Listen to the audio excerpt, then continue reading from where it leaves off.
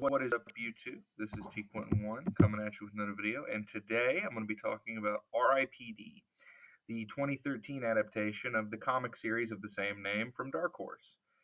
I remember when this came out, it was almost scandalous. Watching the trailer, you just can't help but notice one thing.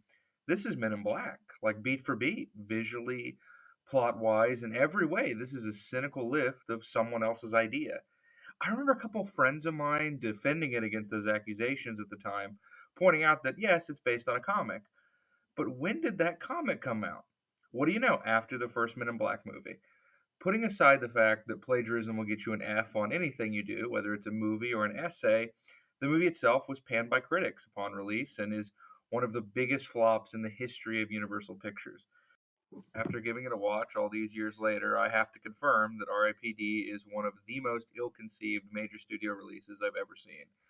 We've all seen a good idea that Hollywood just doesn't quite know what to do with and squanders, but this isn't even that. It's a shitty idea.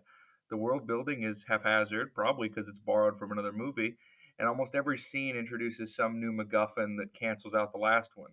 It's like watching a couple kids fight on the playground. Why throw a fireball? Why have ice and it blocks it? Why stab you with my sword? What hits my shield and breaks? It's so sloppily written that the entire plot revolves around an artifact referred to as the Staff of Jericho. And then when you finally see it in the third act, it's not a staff, it's a pillar. Did they forget?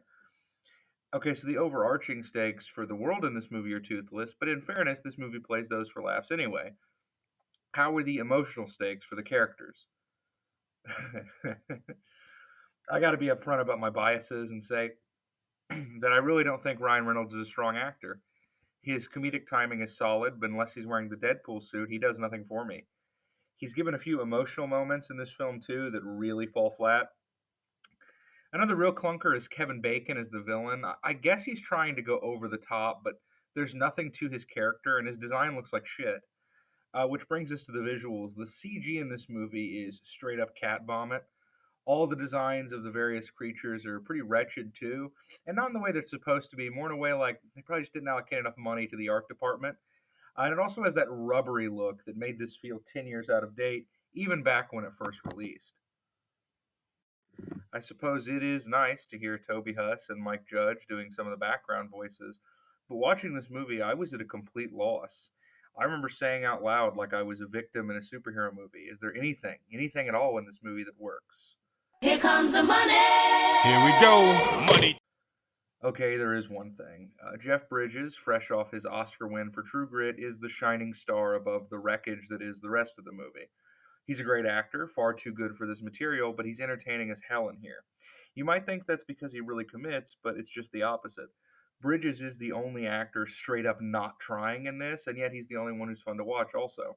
You hear him doing that ridiculous foghorn leghorn accent, and you can't help but smile. Also, the scene where he loses his hat is probably the only emotional beat that almost got me. But it's not enough. R.I.P.D. is not a studio comedy, but rather a comedy of errors, a chain of blunders, all the way from the pitch meeting to the editing bay. And while the addition of a cowboy Jeff Bridges never hurts a movie, can't save it either. I'm going to give it a 3.5 out of 10. Now, before I sign off, I would like to mention they made a sequel to this. I think it released direct to Netflix, but you hear an idea that ridiculous and stupid, and you're just like, who could possibly sign on for something like that?